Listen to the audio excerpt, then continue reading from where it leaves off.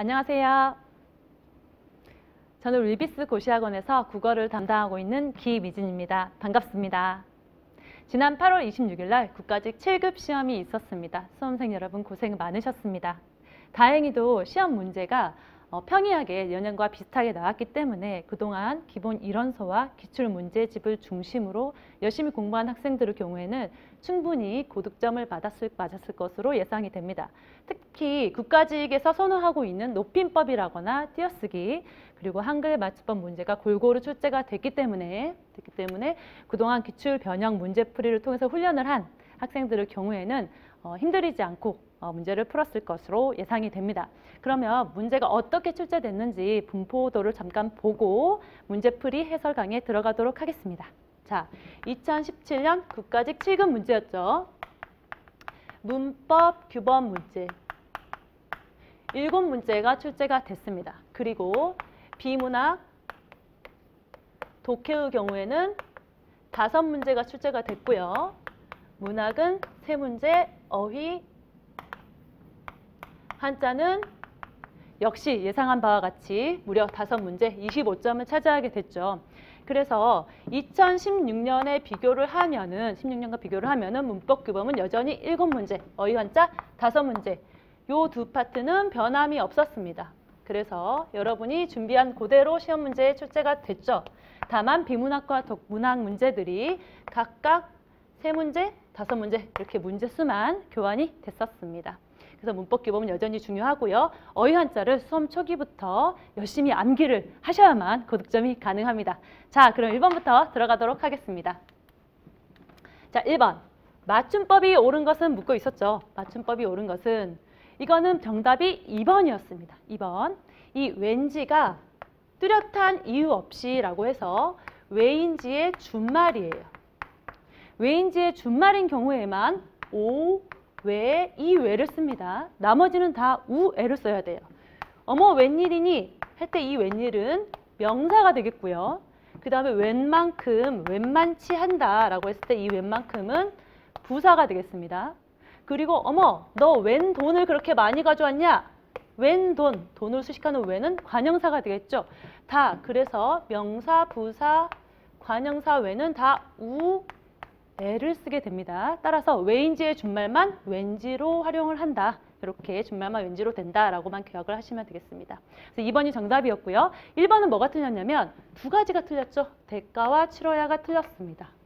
대가는 비록 대가 이렇게 된소리가 나지만 한자어 합성어의 경우에는 사이시옷을 표기하지 않는다라는 원칙에 의해서 대가라고 쓰셔야 되겠죠. 사이시옷은 언제 표기한다? 1번 순우리말 합성어, 2번 순우리말 한자어 합성어 경우에만 사이시옷을 표기합니다. 따라서 한자어 합성어 경우에는 사이시옷을 표기하지 않죠. 다만 6가지 예외가 있죠. 예외가 있습니다. 6개 있죠. 차태고 세수해로 암기를 하셨죠. 차태고 세수해 이렇게 암기를 하셨죠. 착간, 퇴간, 곡간, 새빵, 숫자, 횟수 이렇게 6개의 한자어를 제외한 합성어의 경우에는 한자 합성 경우에는 사이시옷을 표기하지 않습니다. 그리고 치러야도 잘 맞댔죠. 치러야는 치르다가 모음어민 어야를 만나서 의가 탈락하는 의탈락 동사죠. 따라서 치러야로 활용을 해야 합니다. 그리고 3번 살코기는 장에 졸여 먹고 아니죠. 졸여 먹고라고 해야 됩니다. 졸이다와 졸이다를 구별을 하셔야 돼요. 졸이다와 졸이다 두 가지가 다릅니다. 졸이다는 양념을 끓여가지고 자작하게 배어들게 하는 거예요. 그래서 고등어 조림 이렇게 생각하시면 되겠죠. 고등어 조림. 그리고 졸이다는 끓여서 물을 증발시켜서 양을 줄어들게 한다 이런 얘기예요. 그래서 한약을 졸이거나 뭐 찌개를 졸이거나 라고 해서 의미가 다릅니다. 의미가 다르기 때문에 이 경우에는 장에 졸여 먹고로 쓰셔야 되겠고 담고도 마찬가지죠. 치러야와 동일합니다. 담고도 담그다에 어가 붙어서 의가 탈락하는 의탈락 동사가 되겠죠. 그래서 이거는 빈번히 출제가 됩니다. 그래서 항상 암기를 할 때 어떻게 하신다? 담가, 잠가, 치러 요 세 가지는 항상 나오고 지난번에 지방지 9급에서도 나왔기 때문에 담가, 잠가, 칠어 세 가지 의탈락 동사는 암기하시기 바랍니다. 그 다음에 4번. 뭐가 틀렸냐면 위더른이 틀렸죠? 위더른. 네. 위아래의 대립이 있을 때만 윗을 씁니다. 그러면 위더른이 있으면 아래더른이 있어야 되겠죠? 아래더른은 없어요. 없습니다. 없어요. 그래서 윗이 아니라 우더른 이렇게 쓰셔야 되겠죠. 그리고 참고로 아랫사람에 대응하는 말은 윗사람이 있어요. 이 윗사람은 있습니다. 따라서 정답은 2번이 되겠습니다. 요거는 쉽게 푸셨을 것이라고 생각됩니다. 그 다음 2번. 기역 리을의 뜻풀이로 옳지 않은 것은 묻고 있죠. 요 지문 그대로 시험 이틀 전에 아침 특강에서 이 지문 그대로 단어의 뜻풀이까지 해드렸어요. 그래서 굉장히 이 지문 제가 2번을 보고 뿌듯했습니다. 우리 아침 특강 듣는 학생들 다 잘 풀었겠다. 이렇게 기쁜 마음이 있었죠. 자, 기억을 보시면 괴함즉, 괴다는 사랑하다의 옛날 말이죠. 사랑함즉 맞게 되겠고요. 군뜻이라는 뜻이고요. 군이라는 뜻이 쓸데없는 이기 때문에 다른 생각이라는 뜻이 되겠고, 그 다음 이래야 교태야에서 이래는 응석 또는 아양을 말합니다. 그래서 정답은 4번이 되겠죠. 번드시를 반드시로 여러분이 오해하도록 혼동을 유도한 선지였어요. 하지만 번드시가 반드시가 아니죠. 훤히 비치다, 환하게 비치다 이런 의미가 되겠습니다. 정답은 4번이 되겠습니다. 그 다음 3번. 다음에서 설명한 겸양의 경류를 사용한 대화문은 묻고 있어요. 공선성의 원리를 말하고 있고요. 여기서 겸양이 뭐냐? 칭찬을 하는데 그대로 받아들이기보다는 자신을 낮추어야 된다라고 했죠. 그래서 칭찬이 나와야 되겠고요. 그리고 자신을 낮추는 말이 나와야지 이 겸양의 경률이 맞겠죠. 그래서 정답은 선지 4번이 되겠죠. 선지 4번을 보시면 노래도 잘하고 운동도 잘하고 못하는 게 없구나 칭찬을 하고 있죠. 그런데 그렇다고 특별히 잘하는 것도 없어요 라고 하면서 자신을 낮추고 있기 때문에 겸양의 경륜을 택하고 있는 지문이 되겠습니다. 참고로 공선성의 원리에서 이 1번부터 보시면 집이 참 좋네요, 대단하십니다 라고 해서 칭찬을 극대화하고 있어요. 칭찬의 극대화, 요거는 찬동의 권리가 되겠습니다. 찬동의 경률이 되겠고요. 찬동의 경률. 그 다음에 두 번째 지문은 날씨가 좋은데 갈래? 놀이공원 좋지 라고 하면서 상대방의 이익을 극대화하고 있죠. 상대방 이익을 극대화하고 있습니다. 이 경우에는 요령의 경률이 되겠어요. 참고로 알아두시면 되겠고요. 3번은 귀가 안 좋아서 말씀 좀 크게 해주세요. 그랬더니 제가 목소리가 너무 작았군요. 그러면서 화자가 본인의 이익을 극소화하고 있죠. 화자의 부담을 극대화하고 있어요. 자기 잘못이다 이거죠. 그래서 요거의 경우에는 관용의 경률이 되겠습니다. 각 경률에 대한 얘기는 해설지에 구체적으로 써져 있기 때문에 참고하시기 바랍니다. 그 다음 4번. 네. 기역 디귿에 들어갈 말로 가장 적절한 것은 묻고 있죠. 요 지향 시험 바로 전날 아침 특강 20번에서 원래 16문제 풀죠 우리가. 그런데 제가 마지막 날이라서 선물을 주고 싶어서 20문제를 출제를 해서 여러분을 풀게 했어요. 그때 20번에 선지의 지향이 나와서 뜻을 풀이를 해드렸죠. 정말 뿌듯했습니다. 이 문제 보고도 뿌듯했습니다. 여러분 다 잘 푸셨을 것으로 생각해요. 그래서 니은을 보면 지역 간 세대 간의 갈등을 어떻게 하고 희망찬 미래로 나아갑시다 라고 했는데 이 지향은 어떤 거를 하지 않고 더 높은 단계로 올라간다라는 의미예요. 그래서 지향이 맞게 되겠고요. 지향은 어떤 방향으로 나아간다라는 거죠. 그래서 여기랑 어울리지 않습니다. 갈등은 지양을 해야죠. 안 해야 되겠죠. 그럼 기억부터 보시면 외래문화의 무분별한 수입은 가치관에 뭐를 초래했을까요? 가치관에 혼돈을 초래합니다. 이것도 아침 특강에서 저희가 했어요. 혼돈과 혼동을 구별하셔야 된다. 왜냐하면 혼돈은요. 여러분 말하는 무질서, 카오스예요. 그래서 뭐가 뭔지 모르게 또 섞여버렸다 이런 얘기죠. 그래서 여기서는 혼돈이 되겠고요. 혼동을 구별하셔야 되는데 혼동은 어떤 대상을 구별을 하지 못해서 섞인다 이런 얘기예요. 그래서 구별하는 대상이 나와야 되겠죠. 그래서 뭐 꿈과 현실을 혼동한다 이런 식으로 구별하는 대상이 나왔을 때는 혼동이 되겠고요. 복수형이 나와야 되겠죠. 혼돈은 그냥 무질서, 카오스, 섞여 있다 이렇게 얘기해야 되겠죠. 그래서 가치관의 혼돈을 초래하는 게 맞게 되겠고요. 아름다운 자연을 건강 자연으로 개발하라고 한다라고 했죠. 개발과 개발도 구별을 하셔야 되죠. 기출에 나왔던 문제고요. 단어고 개발과 개발. 차이점은 하나예요. 개발은 심플하죠. 여의는 조금 복잡해요. 그래서 심플한 걸로는 무형적인 것도 개발할 수 있고요. 유형적인 것도 개발할 수 있어요. 무슨 말이냐? 무형은 뭐 슬기나 지식이나 재능 이런 게 되겠죠. 재능 이런 게 되겠고 유형적인 거는 토지나 자원이 되겠습니다.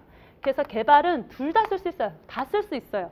다만 이 개발, 여의 개발은 복잡하죠. 복잡한 거는 무형만 낸다. 슬기, 재능, 사상만 개발한다. 이렇게 보시면 되겠어요. 따라서 자연을 관광 자원으로 개발하는 거는 유형적인 거고 개발이 되겠죠. 여러분 이거 구별하셔야 됩니다. 그 다음 5번. 밑줄 친 부분에 들어갈 말로 가장 적절한 것은 묻고 있어요. 밑줄이 어디에 위치했는지 보면 제시문의 가장 끝에 한참 뒤에 여기 있죠. 그러니까 홍길동전은 어쩌고저쩌고 한다라고 해서 글의 맨 마지막 줄에서 글을 정리하고 있어요. 즉 결론을 내고 있다는 거죠. 중심 내용을 찾아라 이런 문제입니다. 따라서 앞에서부터 제시문을 중심 내용을 찾으라는 거는 앞에서부터 제시문을 쭉 훑으신 다음에 자기 머릿속으로 어떤 중심 내용의 틀을 잡고 그거랑 가장 비슷한 선지를 찍으시면 되는 거예요. 자 보시면 한글 문학 또는 한글 소설이란 뭘까? 쉽게 얘기하면 한글을 표기 수단으로 삼은 문학, 한글로 쓴 소설이라고 할 수 있어요. 그런데 이것이 타당한 분류일까? 아니라는 거죠. 아니라는 거예요. 왜냐하면 한문의 경우에는 중국어를 이용해서 짜인 어떤 텍스트를 얘기하지만 한글이라는 거는 1446년 반포된 문자에 불과하다는 거죠. 언어가 아니라 문자라는 거예요. 그래서 문자로 써진 소설은 아니다. 소설의 경우에는 언어로 짜인 텍스트다라는 게 필자의 얘기가 되겠죠. 필자의 얘기가 되겠습니다. 따라서 보시면 쭉 내려오시면 한국어로 창작한다, 한국어로 번역한다로 고쳐져야 한다. 왜냐하면 한글은 문자 그 자체를 말하지만 어떤 텍스트는 언어로 창작되는 거고 언어로 번역되는 거기 때문이죠. 그래서 결론이 나왔어요. 이미 필자가. 홍길동전은 한글로 창작된 소설이 아니라 한국어로 창작된 소설이다. 이렇게 얘기하고 있어요. 그거 그대로 선지에서 골라주시면 되겠죠? 1번이 되겠어요. 한글 소설, 문자로 만들어진 소설이 아니라 한국어라는 언어로 짜여있는 텍스트이기 때문에 한국어 소설, 한국어 문학이라고 해야 한다라는 게 필자의 중심 내용이 되겠습니다. 그 다음 6번 문제가 되겠죠. 밑줄 친 한자 표기가 옳은 것은 말하고 있어요. 정답은 2번입니다. 신속하게, 빠른 속 두 글자가 제대로 쓰였고요. 1번은 다리가 붕괴인데요. 이 괴는 덩어리 괴예요. 그래서 금괴 이럴 때 쓰이는 괴고요. 붕괴할 때는 붕괴할 괴자를 쓰셔야죠. 흑도차는 그대로 가고요. 이렇게 내려오면서 붕괴가 돼 있어요. 뭐가 부서져 있죠? 뭐가 부서져 있어야 됩니다. 이렇게 붕괴할 괴자를 쓰셔야 되겠습니다. 3번의 경우에는 정중하게 사과했다라고 했어요. 이때 이 사자는 사기치다, 속일 사자입니다. 그래서 누구에게 잘못을 빌다, 사과하다라고 할 때는 살해할 사자를 쓰셔야 돼요. 살해할 사자. 말로도 살해를 해야 되고요. 몸으로도 살해를 해야 되고요. 이렇게 살해할 사자를 쓰셔야 되겠죠. 그 다음 4번. 고적 답사에서 이 사자를 쓰지 않습니다. 일사자가 아니라 사실할 사자를 쓰셔야 되죠. 사실할 사자를 쓰셔야 되겠습니다. 이렇게 한자 문제가 몇 개 있었는데 한자 표기 문제에서 실수를 하실 수도 있을 것 같아요. 문법이나 독해 문제는 그렇게 어렵지는 않았습니다. 그 다음 7번.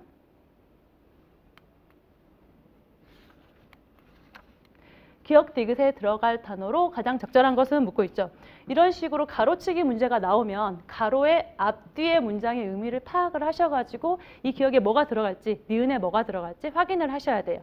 그래서 기억 위에서부터 읽으실 필요가 전혀 없죠. 기억의 앞뒤만 보는 거예요. 기억의 앞뒤. 애국가 1절의 가사를 기억하지 못하는 사람은 없을 것이다. 애국가 1절의 가사는 이미 뭐하게 우리의 장기 기억 창고에 저장돼 있다는 거죠. 완전히 잘 저장돼 있다는 거예요. 그래서 선지를 보시면 확고 아니면 견고 둘 중에 하나가 되겠죠. 이미 답은 3번이지만 견고하게 아니면 확고하게가 되겠죠. 왜냐하면 건실하다는 착실하다는 의미고요. 그리고 확실하다는 틀림없이 그러하다 이런 얘기이기 때문에 장기 저장 창고에 있다는 내용이랑 어울리지가 않아요.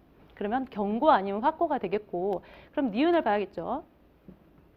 어떤 기억은 얼마간 지속되다가 부정확해진다 라고 했죠. 어떤 기억은 평생 동안 유지되는데 반대로 어떤 기억은 사라진다는 얘기가 나와야 되겠죠. 기억이 사라진다 이런 얘기가 나와야 되겠어요. 그래서 견고 확고에서 소실과 소멸 중에 구별을 하셔야 되는데 소실은 잃어버리다라는 거예요. 잃어버린 건 아니죠. 소멸, 사라지다가 맞게 되겠고 정답은 3번이 여기서 나왔어야 되죠. 그 다음에 마지막 디귿은 한번 보도록 하면 거래처 직원의 이름을 기억 못하면 굉장히 곤란하겠죠. 당혹스럽습니다. 당혹스러워요. 곤혹이 맞게 되겠습니다. 그래서 정답은 3번이 되겠어요. 그 다음 8번. 다음 글에 나타난 북각 선생의 언행에 부합하는 한자성어로 가장 적절한 것은 묻고 있죠. 세 줄만 읽으면 정답이 나오는 간단한 쉬운 한자성어 문제였습니다. 북각 선생은 머리를 조아리며 엉금엉금 기어 나와서 3번 절하고 꿇어 앉은 다음에 그렇게 말했대요. 범님의 덕이야말로 참으로 지극하십니다. 라고 계속 칭찬을 하고 있죠. 그랬더니 범이 이 말을 듣더니 아휴, 유는 유라 하더니만 여기는 선비 유자고요. 이거는 아첨할 유자입니다. 어떤 언어 유의적인 거죠. 동음 이의어기 때문에. 선비가 아첨한다고 하더니만 과연 그렇구나. 네가 이렇게 낯간지러운 말을 하는구나 라고 했어요. 그래서 여기에 해당하는 한자성어는 교원영색이 되겠죠. 아첨하는 말과 알랑거리는 태도가 북각 선생의 언행에 부합하는 한자성어가 되겠습니다. 경강부에 여러 번 나왔죠. 우리 아침 특강 문제에서도 나왔었고 어휘 한자 자료에도 실어드렸습니다. 경강부에 이치에 맞지 않는 말을 자기한테 자기의 유리한 대로 끌어 쓰는 거를 말하고요. 그 다음에 명론, 탁설, 이름 있는 이론과 유명한 학설을 얘기하죠. 전혀 관련이 없죠. 그 다음에 4번 귤화위지예요. 회남에서 난 귤을 회북으로 가져갔더니 탱자가 돼버린대요. 즉 어떤 환경이냐가 중요하다는 거죠. 환경의 중요성을 말하고 있는 한자성어고요. 전혀 상관이 없는 한자성어였습니다. 한자성어 문제가 굉장히 쉽게 나왔죠. 그 다음 9번. 물론 쉬운 거는 공부를 열심히 한 학생의 기준에서 쉬운 거예요, 여러분. 여러분 그냥 쉬운 게 없죠. 그냥 쉬운 건 없어요. 다 외우셔야죠. 자, 9번입니다. 밑줄친 단어가 다음에서 설명한 동음어로 묶인 것은 이라고 했어요. 동음어 뭐지? 처음 나온 단어인데 이렇게 당황하실 수도 있어요. 그렇지만 새로운 단어를 낼 때는 항상 거기에 대한 정의를 줍니다. 보시면 동음어는 의미상 서로 관련이 없는데 소리만 우연히 같다라고 했어요. 즉 동음어는 뭐다? 동음 이의어다. 우리가 잘 아는 동음 이의어다라는 거죠. 동음어는. 그리고 동음어로 묶인 것을 찾고 있기 때문에 동음 이의 관계에 있는 것들을 찾아라 이런 얘기예요. 정답은 2번이었죠. 정답은 2번이었어요. 기출에도 나왔었고요. 저희 아침 특강에도 요 다리다리 예문 동일하게 유사한 예문 가지고 공부를 했어요. 저희가. 쉽게 나오는 답이었죠. 자, 여기서 다리는요. 어떤 물체의 하체, 아랫부분에서 받쳐주고 있는 다리를 얘기하고요. 한강 다리는 어떠한 강을 건넌다거나 건물과 건물이나 사람을 이어주는 이런 다리가 되겠죠. 그래서 음은 똑같지만 전혀 뜻이 달라요. 그래서 이 경우에는 동음어 관계가 되겠습니다. 나머지는 다 다의 관계예요. 다의 관계는 뭐냐? 하나의 단어가 여러 가지 확장되고 부수적인 뜻들로 해석이 된다라는 거죠. 합성세제를 쓰다, 인부를 쓰다. 물론 쓰는 대상은 다 달라요. 다는 다르지만 사용하다라는 의미에서 파생이 됐구나. 이렇게 아시면 되겠고, 그 다음에 방이 너무 밝다, 계산에 밝다. 이거 다른 거 아닌가? 아니에요. 뭐에 밝다, 어둡다라는 의미로서 쓸 수 있는 하나의 단어입니다. 다이어예요. 요거는 참고로 좀 알아두셔야 될 것 같고요. 그 다음에 뒤로 갈수록 내가 뒤를 봐주겠다. 요거는 뒤쪽 방향이라는 의미에서 같이 파생이 됐기 때문에 다이 관계가 되겠습니다. 동음 이의어나 다이 관계의 문제를 묻는 거는 굉장히 그 단어의 미묘한 의미 차이나 뉘앙스가 다르기 때문에 어감을 여러분이 구별을 하셔야 돼요. 그래서 평소에 뭐 손, 뭐 발, 배, 뭐 다리 이런 거는 자주 출제가 되기 때문에 여러분이 여러 가지 뜻을 확인을 하셔야 됩니다. 어려웠어요. 어려울 수 있어요. 공부를 안 하시면 어려울 수 있는 문제였습니다. 그 다음 10번.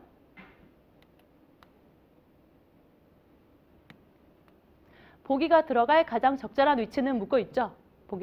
그 문장의 전개 순서라거나 어떤 보기의 제시문을 제기를 하고 어느 부분에 들어가야 되느냐 이런 문제가 출제가 돼요. 그런 문제 출제가 될 때 가장 기본적으로 여러분이 아셔야 되는 거는 문단이라 하면 이렇게 서로 연결이 되어 있기 때문에 이 고리 부분이 있어요. 고리 부분, 서로 연쇄적으로 이어지는 고리 부분이 있기 때문에 어떤 문단의 앞부분하고 그 뒤에 부분이 연결이 딱 되어 있고요. 뒷부분하고 다음 문단 앞부분이 연결이 돼야죠. 그래서 문장의 통일성, 연관성이 있겠죠. 그래서 요거를 유념을 하시고 푸셔야 돼요. 그럼 보기를 먼저 보고 위치를 한번 파악을 해보도록 하겠습니다. 보기를 보시면 결과적으로 절대 첫 문단으로 올 수 없겠죠. 절대 첫 문단이 될 수 없는 보기 제시문이고요. 결과적으로 이러한 기술진보라고 했어요. 이러한 기술진보. 앞에 기술진보가 당연히 나와 있어야 된다는 얘기죠. 주체와 주체 간의 소통 가능성을 마련한 것이 사실이다. 그래서 앞에 기술 진보가 나와줘야 되겠고 그 다음 주체가 나와주면 더욱 좋겠죠. 그럼 그 다음 문단에는 뭐가 이어져야 되겠느냐? 마지막 문장을 보는 거예요. 자, 즉 개인과 개인의 집단의 소통의 통로를 마련해 주었지만 그 소통의 올바른 방법이나 방향 마련에 대해서는 무력하다라고 했죠. 그러면 이 뒤에는 소통을 어떻게 실현시켜야 되느냐 이런 내용이 나가줘야겠죠. 그렇게 앞의 고리와 뒤의 고리를 뒤에서 찾아줄 수가 있겠죠. 그래서 적절한 위치는 2번이 되겠는데 1번은 당연히 올 수 없어요. 결과적으로 이러한 기술 진보라고 시작을 했죠. 당연히 2번이 되겠고 보시면 기술적 진보가 나와줬고 주체가 나와줬기 때문에 당연히 앞에랑 이어지겠죠. 그리고 소통의 마련이 안 돼 있다라고 했으니까 소통의 가능성을 어떻게 현명하게 실현하느냐라고 바로 이어지는 문단이 되겠습니다. 정답은 2번이 되겠죠. 그 다음에 11번. 문제풀이를 계속하니까 약간 지겨울 수 있어요, 여러분. 그래도 힘내서 보시는 겁니다. 자, 보시면 11번. 띄어쓰기가 옳지 않은 것은 이라고 했죠. 이 띄어쓰기 문제도 많이 나왔던 유형들이었습니다. 그래서 여러분 쉽게 푸셨어야 돼요. 쉽게 푸셨어야 됩니다. 정답은 3번이죠. 3번은 뭐랑 뭐랑 구별하는 문제냐. 어미, 니은, 바랑. 어미예요. 어미, 니은, 바랑. 바라는 의존명사 구별하는 문제였죠. 그래서 의미상으로 구별을 하려고 하면 니은, 바는 뒤절에서 얘기한 것과 관련된 상황을 앞에서 제시한다라고 되어 있어요. 어렵죠? 그리고 바, 앞에 절과 동격이다 이렇게 되어 있습니다. 그래서 의미상으로 구별하면 굉장히 어려워요. 여러분이 시험장에서 의미상 구별을 막 하고 있어. 뒤절의 상황을 막 앞절에서 제시를 하는구나. 어려워요. 그렇게 풀지 마시고 시험장에서는 이렇게 풀죠. 조사가 잘 들러붙고 조사가 들러붙으면 문장이 어색해진다. 이렇게 보시면 돼요. 그러면 적용을 해보면요. 서류를 검토한 바에, 서류를 검토한 바를, 서류를 검토한 바와 조사가 쉽게 들러붙지가 않아요. 의미상 굉장히 어색해집니다. 그래서 이 경우에는 니은바는 어미가 되겠고요. 붙였어야 됩니다. 붙였어야 됩니다. 그러면 의존명사라서 조사가 들러붙는 경우는 뭐가 있느냐. 예시문을 드려야겠죠. 각자 맡은 바 최선을 다하라. 이런 경우에 각자 맡은 것과 바는 의미상 동격을 이룬다라고 푸셔도 되고요. 각자 맡은 바를 다 조사가 들러붙으면서 의미가 자연스러워지죠. 각자 맡은 바에 최선을 다해라. 이런 경우에는 의존명사가 되겠습니다. 그래서 띄었어야겠죠. 앞에 말하고 띄었어야 돼요. 이 경우에는 붙였어야 됩니다. 그럼 1번부터 보시면 안절부절 못하다 한 단어죠. 여러분 한 단어예요. 붙여 쓰셔야 됩니다. 안절부절하다라는 단어는 없어요. 사전에 없어요. 그래서 안절부절 못하다 한 단어고 붙여 쓰셔야 되고요. 참고로 알아두셔야 될 게 있죠. 안절부절은 부사로도 쓰여요. 안절부절, 어처구니, 숫기. 요 세 가지 말은 다 부정어와 호응합니다. 부정어. 부정을 나타내는 말과 호응을 한다. 이렇게 아시면 되겠습니다. 안절부절 어쩔 줄을 몰라 하더라. 이런 얘기랑 어처구니 없다, 숫기 없다. 이런 식으로 부정어와 호응하는 표현이다. 아시면 되겠어요. 그 다음에 2번. 약 20여 명이 참석하였다라고 했죠. 여기서는 단위를 나타내는 의존명사는 띄어 쓰셔야 되고요. 이 약간의 수를 넘는 그런 의미를 나타내는 전미사이기 때문에 붙여 쓰셔야 되겠죠. 접두사, 전미사 한번 암기를 해볼까요? 접두사, 전미사가 심심찮게 나오기 때문에 암기를 해야 됩니다. 자, 수업 중에 하신 분들은 아시겠고 처음 보는 학생들도 따라서 외워주세요.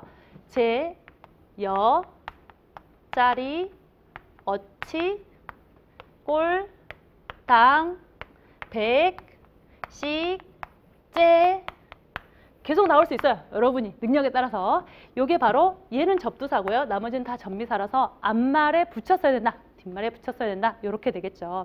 그래서 요거를 그냥 이렇게 암기하시면 안 돼요. 왜? 머릿속에 안 남아요. 안 남습니다. 당연히 예시를 가지고 적용을 해야겠죠.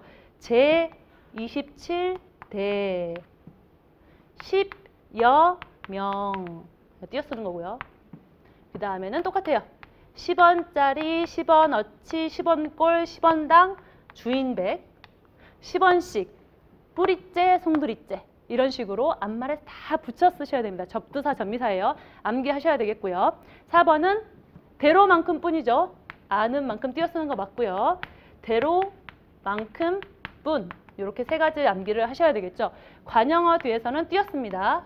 왜? 의존명사기 때문에 관형어 뒤에서는 띄어쓰고요. 체언 뒤에서는 붙였습니다. 체언 뒤에서는 다 붙였어야 돼요. 왜? 조사기 때문에.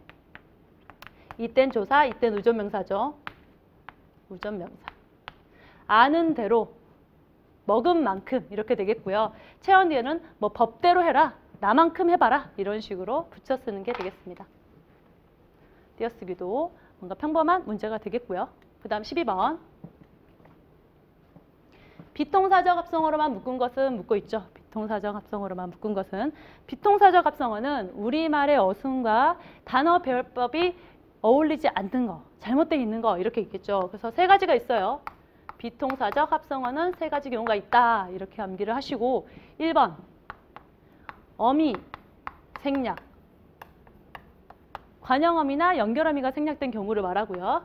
두 번째는 부사가 명사를 수식하고 있다. 부사는 원래 명사를 수식 안 하죠. 거의 안 합니다. 그다음에 세 번째, 우리말 어순과 다른 경우. 예를 들면 독서 아니면 등산 이런 식으로 서술어가 목적어 앞에 오는 경우 우리말하고 다르죠. 보통 한자어를 말해요. 그래서 비통사적 합성어에는 이렇게 세 경우가 있습니다. 그리고 구별해야 될 거는 어미 생략한 경우는 비통사적 합성어인데 조사는 생략될 수 있죠. 조사 생략은 가능합니다. 우리말의 어순과 일치해요. 조사 생략하는 경우는 괜찮다. 이건 통사적 합성어구나. 이렇게 아시고 들어가면 되겠어요. 자, 그러면 3번이 정답이 되겠고요. 3번이 뭐냐면 부사가 명사를 수식하고 있죠. 비통사적 합성어. 늦더위는 늦은 더위라고 해서 어미, 은이 생략됐죠. 비통사적 합성어가 되겠고 굶어 줄이다. 연결 어미가 생략된 비통사적 합성어가 되겠습니다. 다만 여러분이 알아두셔야 될 게 이 늦더위 같은 경우는 이 문제에서는 비통사적 합성어로 관형어미가 생략된 걸로 봤어요. 그렇게 봐서 풀으셔야 됩니다. 그런데 표준국어 대사전에서는 이 늦은의 뜻을 더하는 접두사로 봐서 늦더위를 타생어로 보기도 한다라는 거를 여러분이 알고 계셔야 되겠습니다. 알고 계셔야 되겠어요. 이 경우에는 파생으로 안 보고 합성으로 봤습니다. 그럼 1번부터 보시면 힘이 들다, 조사가 생략됐죠? 통사적 합성어가 되겠고요. 작은 집, 관형어가 명사를 잘 수식하고 있죠? 통사적 합성어가 되겠고요. 돌아오다, 돌다와 오다가 연결어미로 잘 예쁘게 연결이 돼 있죠? 통사적 합성어가 되겠습니다. 그리고 검고 붓다, 연결어미가 생략됐죠? 비통사적 합성어. 굳고 세다, 연결어미 생략돼서 비통사적 합성어. 밤낮, 명사와 명사가 잘 결합이 됐기 때문에 통사적 합성어가 되겠습니다. 그리고 4번, 빛이 나다, 조사가 생략된 거죠? 요거는 통사적 합성어. 보고 살피다, 요거 좀 특이하죠? 보살피다는 그냥 보살피다가 아니라 보다와 살피다가 결합됐는데 연결어미 고가 생략된 경우예요. 그래서 이 경우에는 비통사적 합성어가 되겠고요. 오르고 내리다, 요것도 연결어미가 생략된 비통사적 합성어가 되겠습니다. 네. 이 경우에는 우리 아침 특강 문제 하나에서 무려 5개의 선지가 일치를 했죠. 그래서 적중한 문제다 이렇게 보겠고요. 열심히 문제를 푼 학생들은 쉽게 구별을 할 수 있었어요. 브리타가 없었습니다. 특이한 단어가 없었어요. 그 다음 13번. 높임법 사용이 옳은 것은 묻고 있죠. 국가직에서는 높임법 좋아합니다. 높임법을 자주 출제를 해요. 정답은 4번이었고요. 철수야, 이것은 중요한 문제니까 부모님께 여쭈어 보고 결정할게 라고 했죠.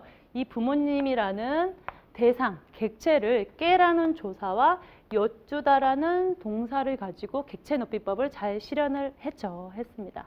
4번이 옳은 정답이 되겠고요. 1번은 뭐가 틀렸느냐. 연구실에서 교수님을 직접 보는 건 아니죠. 높은 분을. 목적어를 높이는 특수어휘를 쓰셔야 돼요. 주체 높임이나 객체 높임에는 특수한 어휘가 있어요. 높임을 뭐 편찮으시다, 잡수시다, 드시다, 뵙다, 여쭙다 이런 단어들은 반드시 사용을 하셔야 됩니다. 그래서 뵙고 말씀을 드리겠습니다. 이렇게 쓰셔야 되겠고요. 큰아버지 오늘 약주를 많이 드셨는데 제가 집까지 찾기 어려웠겠죠? 댁까지라고 쓰셔야 되겠죠? 댁으로 쓰셨어야 했습니다. 그 다음 3번. 직장에서는 압존법을 쓰지 않아요. 압존법이 뭐냐면 가정이나 사제지간에서 듣는 사람이 제일 높은 사람이면 나보다 높은 사람에 대한 얘기를 할 때도 눌러버리는 거죠. 눌러버려요. 할아버지, 아버지가 왔습니다. 이렇게 해야지 오셨습니다 라고 해서 듣는 사람보다 더 높이면 안 된다는 거예요. 듣는 사람이 높을 때. 그렇지만 직장에서는 압존법을 사용하지 않고 모두 존중한다는 의미에서 시를 쓰셔야 돼요. 그래서 빨리 오시라는데 요게 잘못됐죠. 오시라는데. 오시라는 데는 오시라고 하는 데의 준말이에요. 그쵸? 그러면 과장님은 오신다 잘 높였어요. 그런데 부장님은 하는데 라고 했죠. 부장님도 높이셔야 되는 거예요. 그래서 오시라고 하시는데 라고 쓰셔야 되고요. 그럼 이걸 줄이면 어떻게 되느냐. 오시라시는데 이렇게 쓰셔야 돼요. 어색하죠? 이렇게 잘 안 써요, 우리가. 이렇게 잘 안 쓰는데 여기에 맞습니다. 오시라는 데가 아니라 오시라시는데 두 분을 다 높이셔야 되겠고요. 그 다음에 시간은 직접 높임의 대상이 아닙니다. 그래서 시간은 계시는 게 아니죠. 시간이 계시는 게 아니고 시간이 있으십니까? 로 수정을 해주셔야 되겠습니다.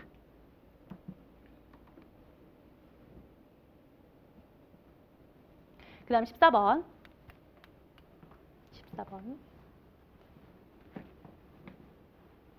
기억 리을을 고쳐 쓰기 위한 방안으로 적절하지 않은 것은 묻고 있죠. 올바른 문장 쓰기 문제가 되겠습니다. 올바른 문장 쓰기 문제가 되겠고 1번부터 보시면 도로와 노면에 길 노자가 중보국적으로 쓰였죠. 그래서 하나를 생략해서 노면으로 수정한다. 맞는 선지가 되겠고요.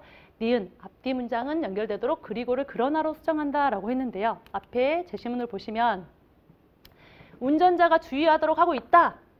그런데 이를 지키지 않는다 라고 되어 있죠. 따라서 역접의 관계, 반대의 관계이기 때문에 그리고가 아니라 그러나를 쓰시는 게 맞습니다.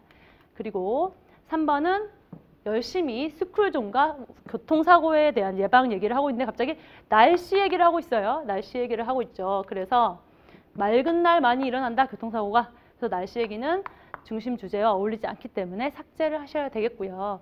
리을이 특이했죠. 이 예지력을 추진력으로 바꿔야 된다라는 선지인데 이 예지력이 뭐냐면요. 미래를 볼 수 있는 능력이죠. 초능력이에요, 여러분. 초능력. 그래서 예지력을 어린이들이 가지고 있어서 떨어져서 위급 사태에 대처하는 능력이 부족한 게 아니죠. 예지력이 아니게 되겠고요. 그러면 추진력이냐?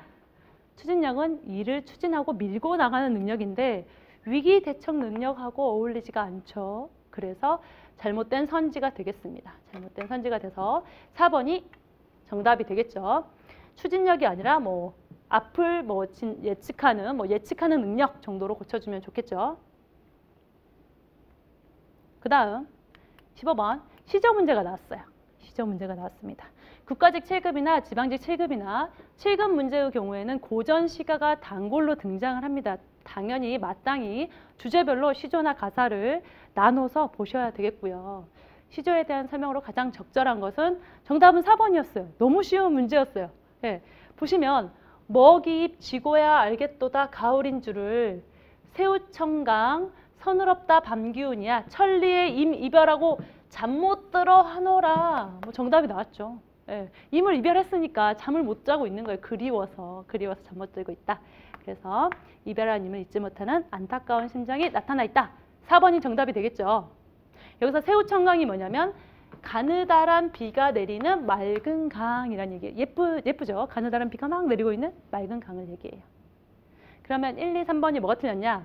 1번 원망의 감정은 나와 있지 않는 데다가 잘 모른다 하더라도 선명하게 나타나 있다는 말은 틀리죠. 선명하게 나타나 있지 않아요. 그 다음에 2번, 3번은 반어법과 정관법을 사용했느냐라고 얘기하고 있는데 여기서는 가을의 정치, 뭐 계절의 정치 이런 거는 잘 나타나고 있어요. 섬세하게 잘 묘사가 되고 있는데 요거를 이러한 수사법을 가지고 표현하고 있지 않습니다. 반어법은 반대로 얘기해서 강조하는 거예요. 예를 들면 뒤에 나오겠지만 나보기가 역겨워 가실 때에는 말없이 보내드리오리다. 뭐 눈물 흘리지 않으리다. 아니 울리다. 눈물 흘리지 죽어도 아니 눈물 흘리오리다죠. 이제 말이 꼬이네요. 예, 아니 눈물 흘리오리다. 이런 식으로 너무 슬퍼서 눈물이 날 것 같은데 나 안 울 거야 라고 거짓말하는 거 반대로 얘기하는 게 반어법이죠. 전혀 상관이 없는 내용이 되겠고요. 점강법은 점층법하고 반대라고 보시면 돼요. 점층법이 있고요. 점강법이 있어요. 점층법은 점점 약하고 작은 거에서 점점 크고 강하게 얘기하는 거죠. 예를 들면 돈을 잃으면 적게 잃는 거고 명예를 잃으면 많이 잃는 거고 건강을 잃으면 다 잃는 거다. 이런 식으로 점점 크고 강하게 얘기하는 게 점층법이고요. 정강법은 반대죠. 크고 강한 거에서 약하고 작은 걸로 내려오는 거예요. 뭐 오늘은 50리길, 내일은 40리길, 글피는 30리길 이런 식으로 점점 약하게 얘기하는 거 점강법인데 요거는 점층이나 점강이나 전혀 사용되지 않았습니다. 알았어요? 그 다음 16번 밑줄 친 단어가 같은 품사로 묶인 것은 이라고 했습니다. 정답은 2번이었고요. 품사 구별 문제였죠. 품사 구별 문제였습니다. 2번은 파생 명사랑 동사 구별하는 문제여서 동사다. 둘 다 동사라는 거죠. 이 보기가 과연 기라는 전미사가 붙었는지 전미사가 붙어서 이게 명사인지 아니면 기라는 전성어미가 붙어서 어미가 붙은 용언, 동사인지 구별을 하셔야 되겠죠. 이걸 구별하는 법은 딱 두 가지예요. 두 가지. 구별법 1. 서술성이 있느냐. 뭘로 구별하냐면요. 기본형인 다로 고쳐봐서 문장이 어울리면 서술성이 있다라고 보는 거고요. 두 번째는 서술성이 있는 용언, 동사형용사라면 당연히 부사어의 수식을 받겠죠. 부사어의 수식을 받기 때문에 부사어의 수식을 받는지 여부 이 두 가지로 구별을 하시면 되겠습니다. 그래서 보시면 나 보기가 역겨워 가실 때에는 이렇게 나오죠. 여기는 나를 보다라는 나를 보기가 역겨워 가실 때는 라는 목적격 조사 르이 생략된 건데요. 이를 보시면 여기다가 서술성을 판단을 해보기 위해서 기본형으로 바꿔봐요. 나를 보다. 자연스럽죠? 자연스러워요. 그러면 부사를 넣어봐요. 나를 잘 보다. 나를 유심히 보다. 나를 자세히 보다. 다 문장이 부사어 수식도 자연스럽고 서술성도 가지고 있습니다. 따라서 여기서는 동사가 되겠죠? 이 기는 전성어미가 되겠고요. 그다음 두 번째, 떠먹어 보았다 해서 이 보았다는 보조 동사예요. 떠먹어 보았다 보조 동사. 이 보다는 보조 동사랑 보조 형용사 둘 다 쓰입니다. 보다는 보조 형용사랑 보조 동사랑 둘 다 쓰이기 때문에 구별을 하셔야 되겠죠. 구별을 활용으로 구별할 수가 없어요. 동사 형용사 둘 다 쓰이기 때문에. 그래서 의미상 구별을 하셔야 됩니다. 의미로 시도나 어떤 동작을 나타내면 보조 동사가 돼 있고요. 추측이나 의도를 나타내면 어떤 정신적인 상태, 정신적인 활동을 얘기하면 형용사가 되겠어요. 그래서 이 경우에는 떡국을 떠먹어 보았다라는 어떤 시도를 나타내기 때문에 보조 동사가 되겠죠. 시도 동작. 추측이나 의도는 이런 거예요. 뭐 추측은 도착했나 보다. 그 사람이 벌써 도착했나 보다. 이런 식으로 추측이 되겠고, 의도는 아이 몰라 나 이제 떠날까 보다. 이런 식으로 의도를 나타내면 형용사가 되겠습니다. 그럼 나머지 품사를 보시면요. 다른 애 품사로는 관형사 아니면 형용사죠. 구별하는 방법은 딴으로 바꿔 쓸 수 있으면 관형사고요. 나머지는 형용사라고 보시면 돼요. 그래서 1번의 첫 번째 문장은 딴 물건 보여주세요. 되죠? 관형사가 되겠고요. 그 다음에 이 경우는 성질이 딴 원사가 아니고요. 성질이 다른 원소, 형용사가 되겠고, 아까 그 구별하는 두 가지를 그대로 쓰시면 돼요. 성질이 다르다, 기본형으로 만들었을 때 서술성이 있고요. 그 다음에 성질이 뭐 매우 다르다, 아주 다르다, 부사어의 수식을 받기 때문에 당연히 형용사가 되겠죠. 여전히 용언이 되겠고요. 3번의 크다도 마찬가지예요. 보다랑 마찬가지로 뜻이 동사, 형용사 둘 다 있습니다. 그래서 물건이 크다, 뭐 작다, 딱 상태를 딱딱 때려줄 때는 형용사고요. 성장하다, 자라다 이런 뜻을 가지고 있을 때는 과정 움직임이 들어가기 때문에 동사가 되겠어요. 그 사과는 크다, 상태를 때려주는 거기 때문에 형용사고요. 아이가 크면서라고 해서 성장하다, 자라다라는 의미이기 때문에 동사가 되겠습니다. 그 다음에 4번은 전미사 적이 붙은 단어를 구별하셔야 되겠죠. 전미사 적이 붙은 단어. 예전에 뭐 가급적, 비교적 나왔었죠. 우리가 아침 특강에서도 다뤘던 문제고요. 이 적이 붙은 단어는 관형사로 쓰일 때도 있고요. 부사로도 쓰일 때가 있고, 그 다음에 명사로 쓰일 때가 있어요. 이렇게 구별을 하셔야 되겠죠. 이렇게 구별을 하셔야 되는데, 명사로 쓸 때는 뒤에 조사가 들러붙을 수 있고요. 관형사로 쓸 때는 당연히 뒤에 체언을 수식하겠죠. 그래서 이 경우에는 한국적 이다라는 서술격 조사가 붙었기 때문에 명사, 그 다음에 한국적 정치라고 해서 체언을 수식하기 때문에 관형사가 되겠습니다. 관형사. 힘들죠, 여러분? 힘들어요. 시험 볼 때 얼마나 힘드셨겠어요? 저도 설명하는데 뭐 할 게 많은데 여러분은 시험 볼 때 얼마나 힘드셨을지 짐작이 됩니다. 예전에 시험 봤을 때를 생각하면 공부는 할 수 있을 것 같아요. 공부는 다시 하라면 할 수 있을 것 같은데 시험장에 들어가라는 건 싫어요. 시험장 들어가는 거는 정말 싫습니다. 시험 시간은 너무 싫어요. 그래서 여러분이 힘드셨지만 잘 이겨냈을 거라고 생각을 합니다. 그 다음에 이번 시험에서 좀 어려웠던 한자 문제가 17번이죠. 네, 17번. 그래서 잘 푸셨다가도 이 한자 표기를 본인이 안 외운 단어다 이러면 조금 여기서 곤란하셨을 것으로 예상이 됩니다. 여기서 포인트를 조금 잃었을 거라 생각을 하고요. 한자 표기가 옳지 않은 것은 묻고 있고 옳지 않은 것은 기억, 원활이 되겠죠. 원활. 특히 원활한 의사소통에서 원활, 이 활이요. 트일 활이에요. 트일 활이 아니라 우리는 미끄러울, 부드러울 활, 미끄러울 활을 쓰셔야 돼서 이렇게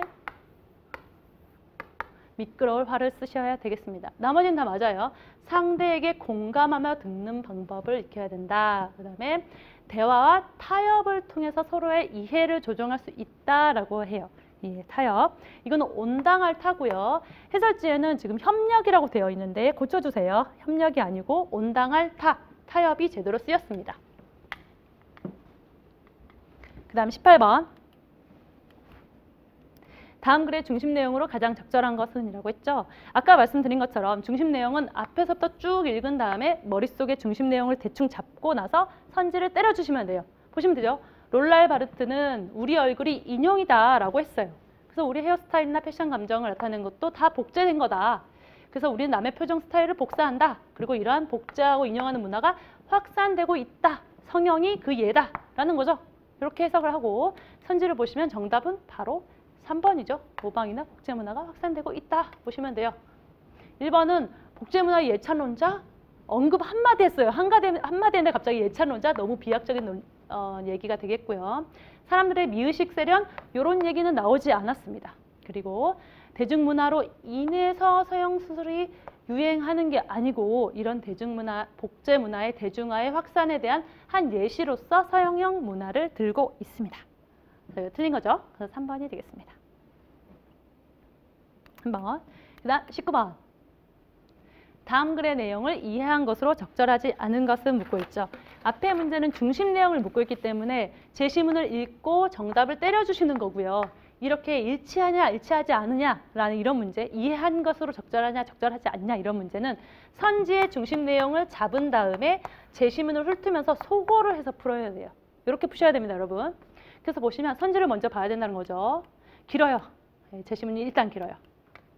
선지를 보시면 답이 나왔지만 일단 숙주는 서식처구나. 서식처. 두 번째, 전투력 약화의 중요한 원인이 됐구나. 홍역이 중요한 원인. 이렇게 포인트를 잡는 거죠. 그 다음에 홍역 바이러스가 숙주가 하는 역할은 미미하다. 숙주 역할이 미미하다. 네 번째, 초기 전투에서 인간은 패배했다. 인간이 패배했다. 라는 뜻이죠. 이렇게 선지의 중요 포인트를 딱딱딱 잡은 다음에 제시문을 쭉 훑으면서 소거에 내려가면 됩니다. 같이 보겠습니다. 자, 보시면 기생생물과 숙주는 창과 무쇠 덧댄 방패랑 같아요. 기생생물은 많은 걸 하는데 오히려 먹잇감인 동시에 살아가는 서식처다라고 나오죠. 서식처 맞게 되겠죠. 지워주시고 그 다음에 기생생물이 어쩌고저쩌고 했어요. 숙주를 살려둔 대로 이렇게 했는데